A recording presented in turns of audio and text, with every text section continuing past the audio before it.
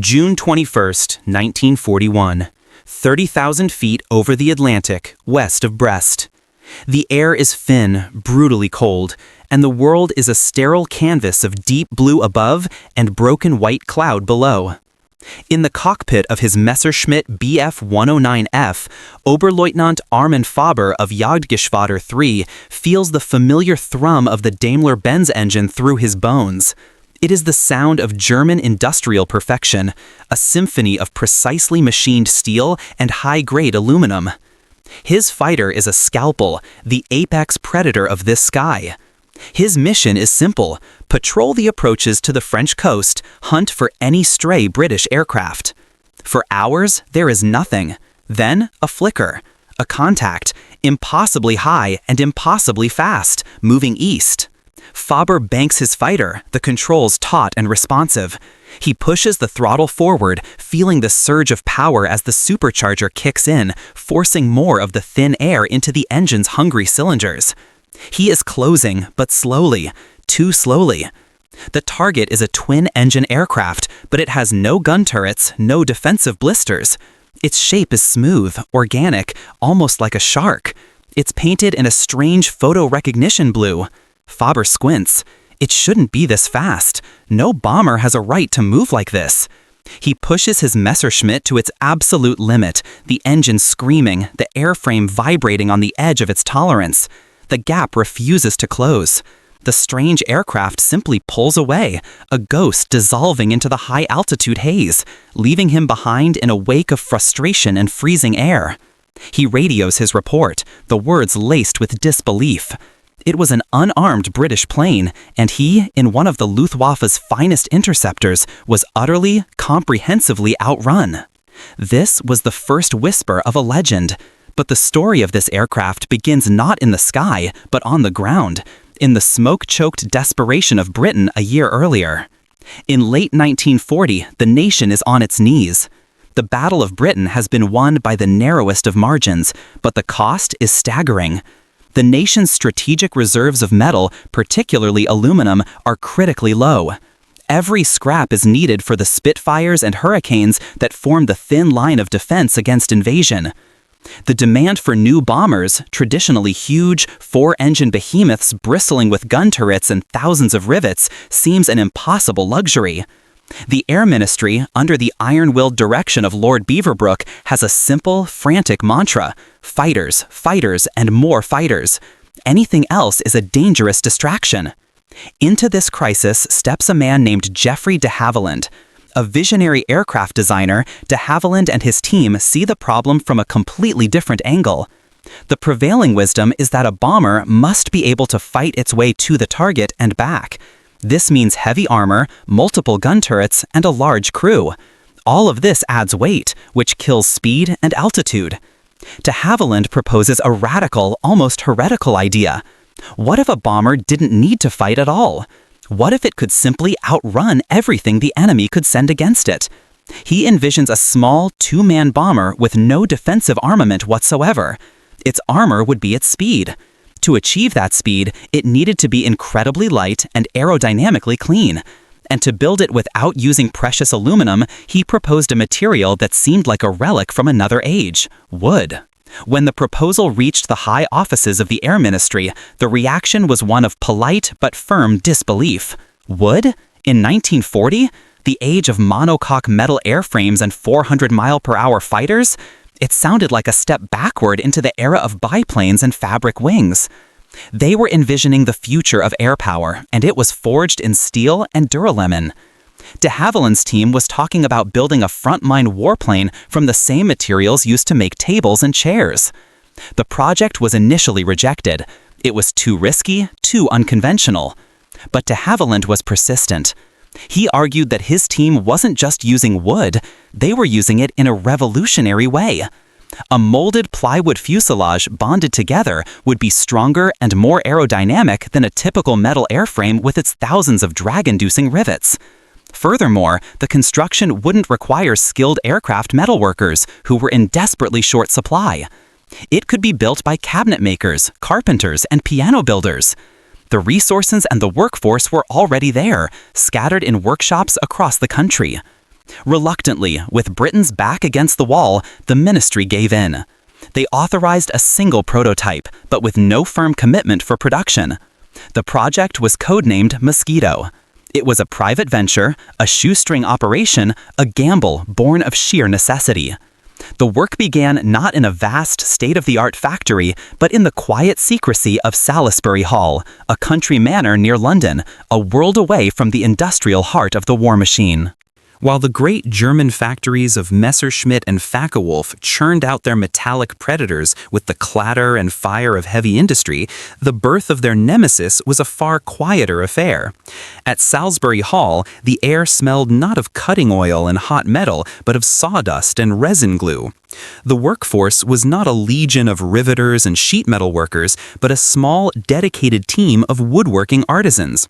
Men whose hands were more accustomed to crafting the elegant curve of a piano lid or the fine joint of a Chippendale chair were now shaping the future of aerial warfare. They were led by de Havilland's chief designer, R.E. Bishop, a man who saw in wood not a primitive material, but a substance of immense untapped potential.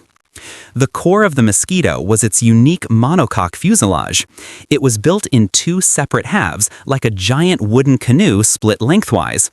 Imagine a massive, perfectly shaped mold. Inside this mold, craftsmen would lay down 3 layers of plywood. But this was no ordinary plywood. The inner and outer layers were strong Canadian birch. Sandwiched between them was a core of lightweight Ecuadorian balsa wood.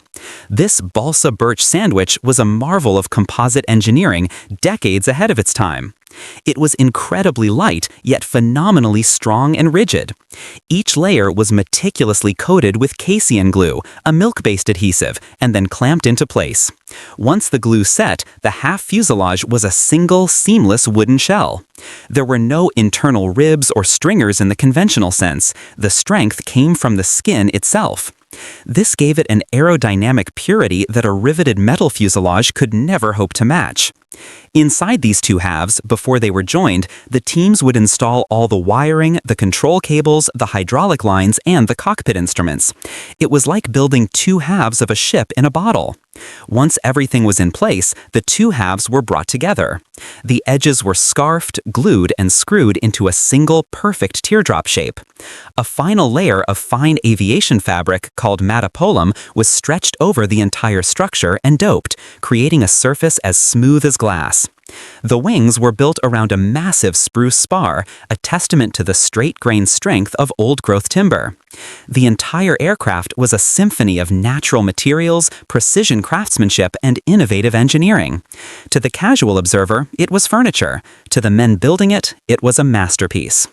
German intelligence, the Abwehr, eventually caught wind of this bizarre project. Their spies and aerial reconnaissance photos confirmed the rumors. The British were building a high-speed bomber out of wood. The reports that reached the desks of the Luftwaffe High Command were met with derision and laughter. In Berlin, where engineers were pioneering jet engines and rocket-powered interceptors, the idea was preposterous. It was seen as the ultimate proof that Britain was broken, its industry shattered, its resources exhausted. They were resorting to medieval building materials. Luftwaffe chief Hermann Göring, a man who fetishized advanced technology as a symbol of Aryan superiority, dismissed it as a joke. His experts predicted it would be a death trap.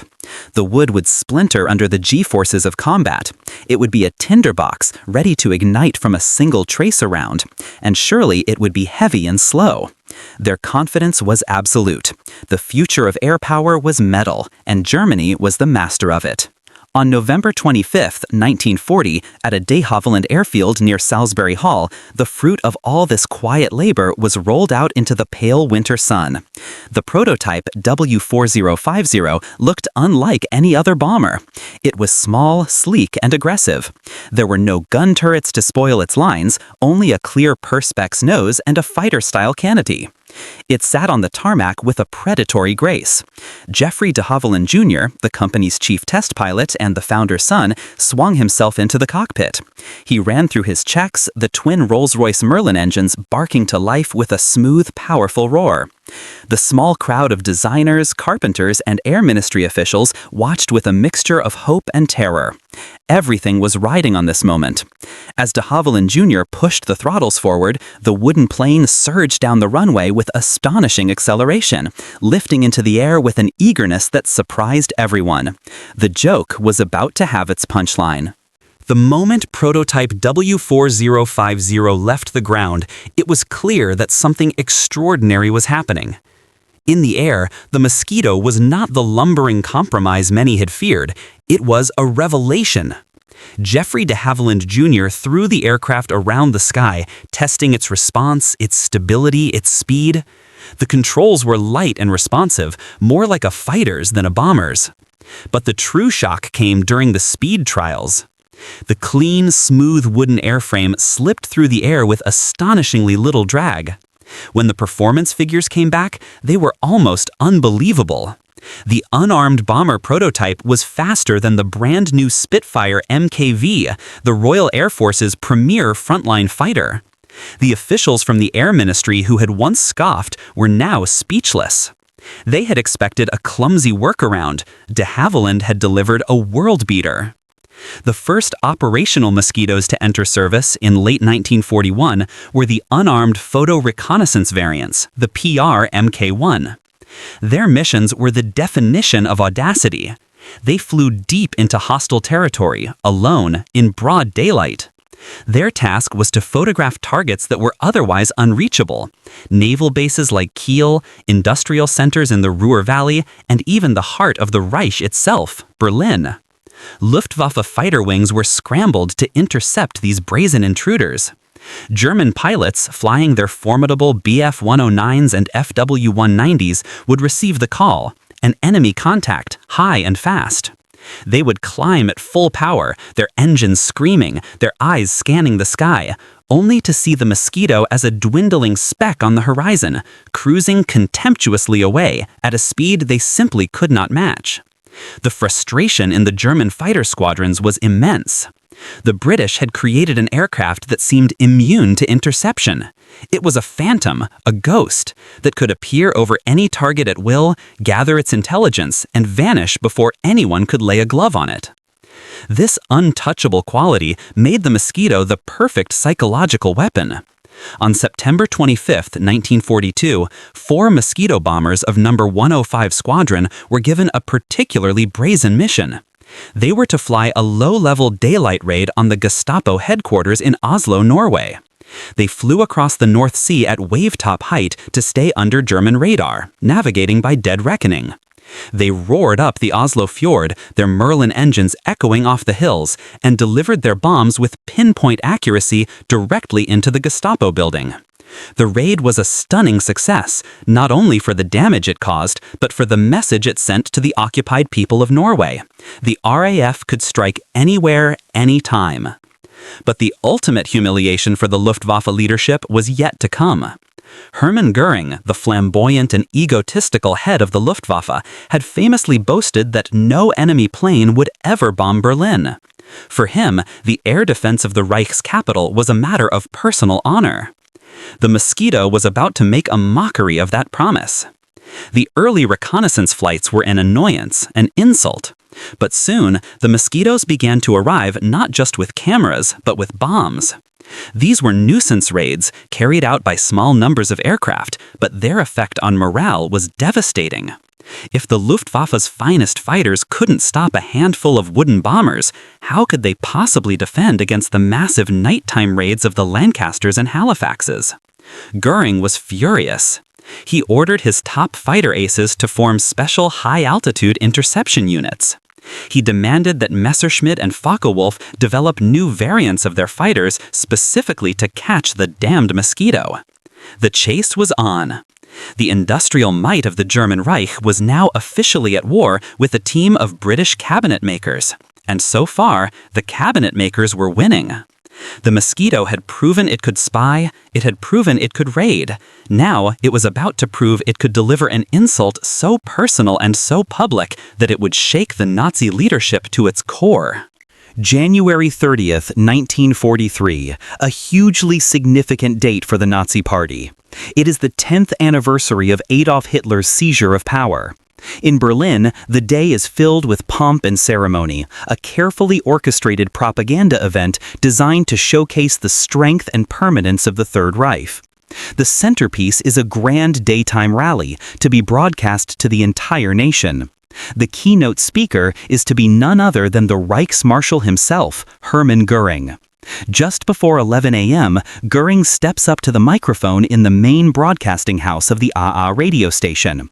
His speech begins, his voice booming across the airwaves, extolling the virtues of National Socialism and the invincibility of the German war machine. He speaks of the Luftwaffe's total command of the air, a shield of steel protecting the fatherland. Miles away, 3 aircraft are screaming towards Berlin at nearly 400 miles per hour, their propellers clawing at the winter air just a few hundred feet above the frozen German landscape.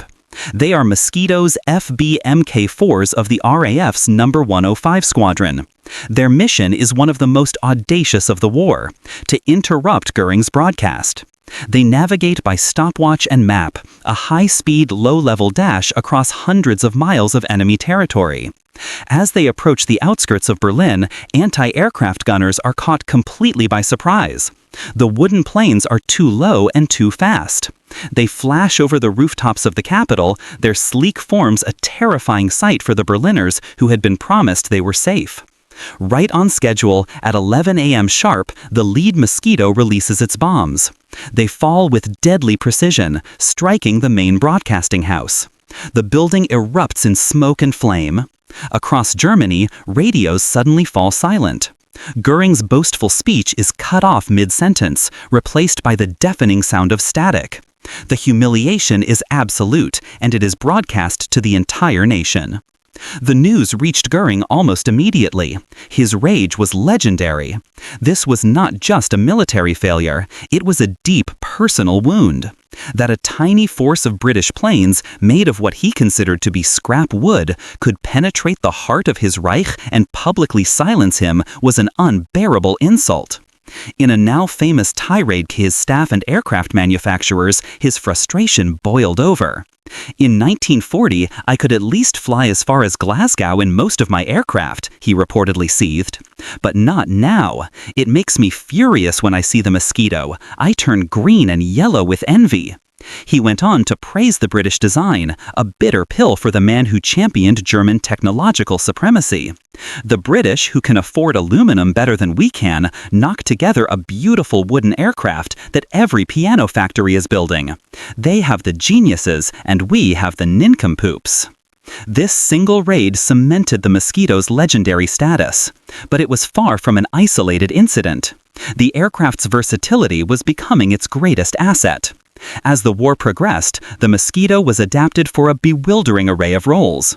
It became the RAF's premier night fighter, fitted with airborne radar that allowed its 2-man crew to hunt and destroy German night bombers in the dark skies over Britain.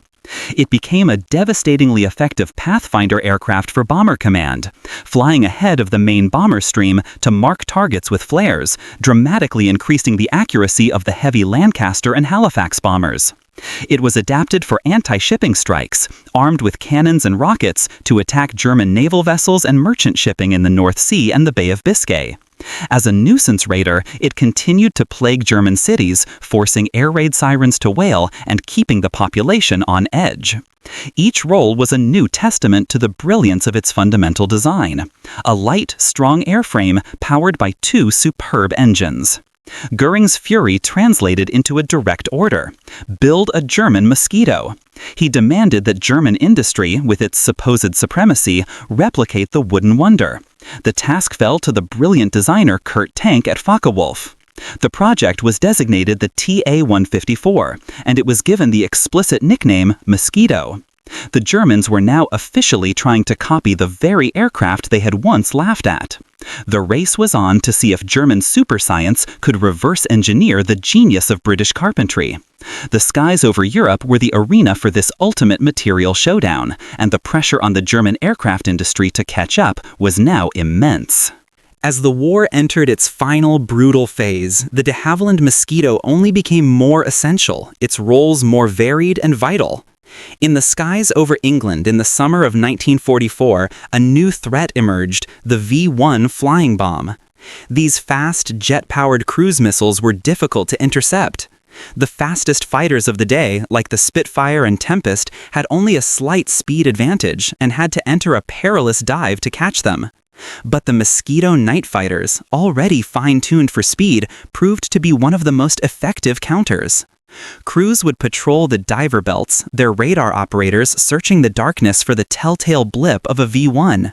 The pilots would then close in on the fiery pulse jet exhaust and destroy the bomb, often at dangerously close range. The Mosquito became a guardian of London, its wooden wings shielding the city from Hitler's vengeance weapons. Simultaneously, mosquitoes were taking the war to the enemy's doorstep in a more intimate and terrifying way than ever before. As intruders, they prowled the night skies over German airfields. They would orbit in the darkness, waiting for Luftwaffe night fighters to return from their own missions. As the German planes lowered their landing gear and reduced speed for their final approach, they were at their most vulnerable. The Mosquitoes would then dive out of the blackness, their cannons and machine guns tearing the unsuspecting aircraft apart just moments from safety. It was a deadly, nerve-wracking business that crippled the Luftwaffe's night fighter force and spread paranoia among its crews. You were never safe, not even at your home base. The wooden ghost could be anywhere. One of the most famous missions was Operation Jericho, a daring low-level raid on Amiens prison in France to free captured members of the French resistance. The Mosquitoes breached the prison walls with incredible precision, a feat of airmanship that would have been impossible for a less nimble aircraft. Meanwhile, Germany's attempt to replicate the Mosquito, the Focke-Wulf Ta-154, was turning into a disaster. German engineers discovered that copying the simple wooden construction was far more complex than they had imagined. The real genius of the Mosquito was not just the wood, but the specialized synthetic resin glues used to bond it. The primary German equivalent, a phenolic resin adhesive called Tegofilm, was manufactured at a factory in Wuppertal. In a supreme irony, an RAF bombing raid, very likely guided to its target by Mosquito pathfinders, destroyed the factory. The Germans were forced to use a replacement adhesive which, disastrously, proved to be acidic and corrosive. It literally ate the wood it was supposed to hold together. Ta-154 prototypes began to delaminate and break apart in mid-air. The project was a catastrophic failure, a final, galling humiliation for Göring's nincompoops. It proved that the Mosquito's success was not just about materials, but about craftsmanship and a deep, intuitive understanding of how to work with them. When the final accounting of the war was done, the Mosquito's statistics were breathtaking.